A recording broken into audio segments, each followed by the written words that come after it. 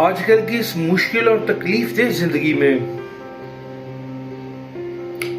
جہاں ایک پل بھی زندگی کو سکون اور راحت میسر نہیں ہے، ان نعمتوں اور آسائشوں کو پانے کے لیے ہم نے اپنی زندگی کو ایک مشین کی طرح بنا ڈالا، اور وہ آسائشیں ہیں کہ ہمیں پھر بھی میسر نہیں ہیں۔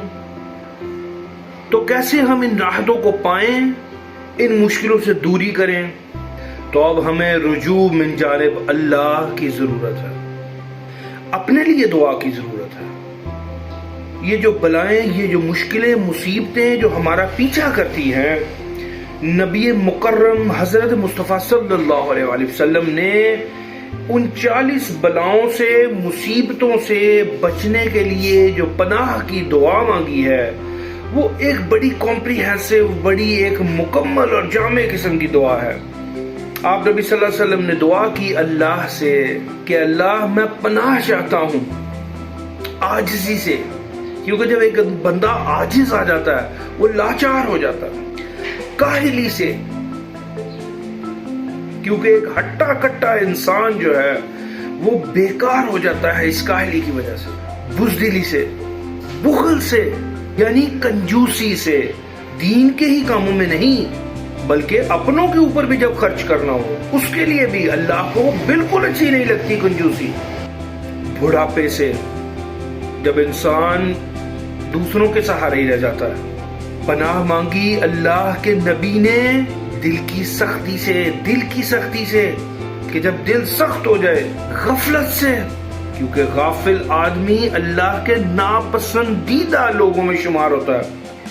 تنگ دستی سے پناہ مانگی، کیونکہ تنگ دستی میں انسان کو کسی بھی گناہ عظیم کا مرتکب ٹھہرا سکتی ہے۔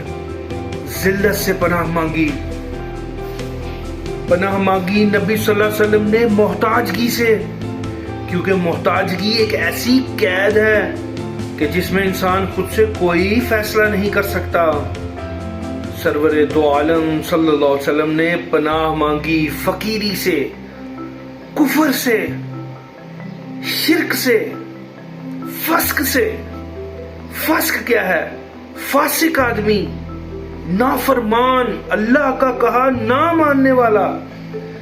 اللہ نے فسق سے پناہ مانگی ہے اللہ کے نبی نے کہ کہیں ہم بھی اللہ کے نافرمان بندے نہ ٹھہر جائیں۔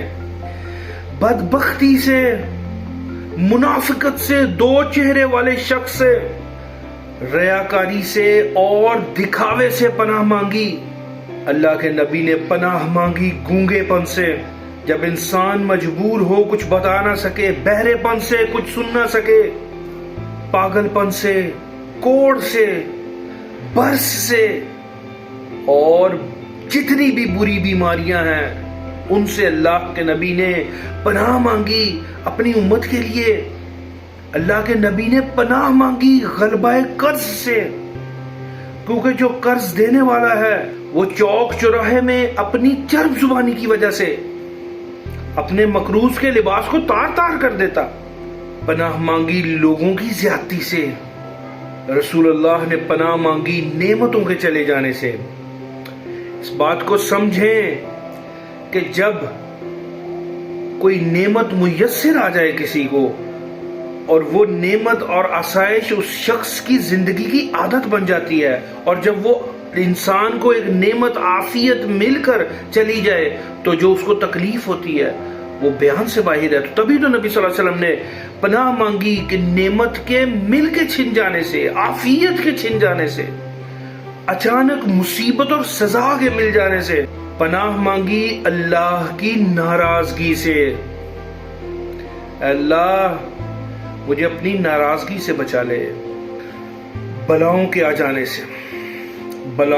آ جانے سے زندگی پر، بدبختی کے پا جانے پر پناہ مانگی کسی برے فیصلے کی جو ہمارے اوپر مسلط ہو جائے، دشمنوں کے شر سے پناہ مانگی، اس وقت سے پناہ مانگی جب دشمن آپ کے اوپر حاوی ہو جائے۔ نور رشد نے صلی اللہ علیہ وسلم نے پناہ مانگی ڈوبنے سے، پناہ مانگی اپنے اللہ سے جلنے سے، برے اخلاق سے، اور سب سے آخر میں نبی اکرم صلی اللہ علیہ وآلہ وسلم نے پناہ مانگی اس عورت سے جو کسی مرد کو بوڑھا کر دے اس کے بڑھاپے سے پہلے. کیسے؟ اپنی زبان سے، اپنے کردار سے، اپنے اخلاق سے، اپنے برتاؤ سے وہ کسی بھی مرد کو بوڑھا کر دے اس کی عمر سے کہیں پہلے. تو اللہ ان تمام مصیبتوں سے، ان مشکلوں سے، پریشانیوں سے، بلاؤں سے ہم سب کو، مجھے، آپ کو، ہمارے اہل و عیال کو، سب کو بچائے اور اپنی رحمتوں کے سائے میں رکھے. انشاءاللہ جب ہم دعائیں کرتے ہیں اپنی ذات کے لیے اللہ خوش ہوتا ہے. جب اللہ کے آگے ہم اپنے ہاتھ پھیلاتے ہیں اللہ راضی ہوتا ہے، اللہ نوازتا ہے، اللہ مشکلوں سے نکالتا ہے. اللہ نے بڑی بڑی مشکلوں سے لوگوں کو، اپنے انبیاء کو، امتوں کو نکالا ہے دعاؤں کے ذریعے. اپنے لیے دعائیں کریں، مسلمانوں کے لیے دعائیں کریں، اپنے بھائیوں کے لیے دعائیں کریں. السلام علیکم.